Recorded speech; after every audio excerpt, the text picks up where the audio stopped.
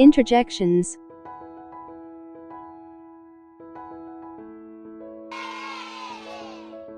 We have won the game.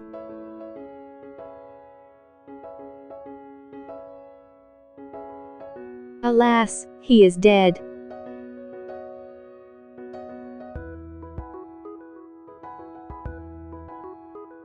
Help, he is drowning.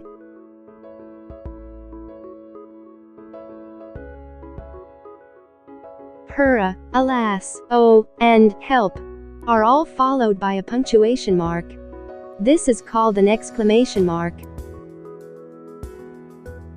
Usually, after words which express deep or sudden feeling or emotion, we use this mark instead of a full stop.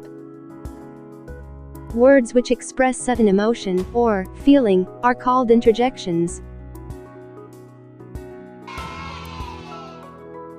Hurrah expresses joy. Alas expresses sadness. Oh expresses concern. Help expresses fear.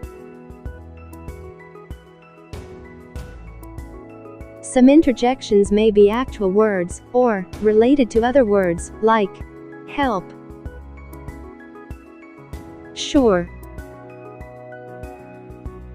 well done, and so on.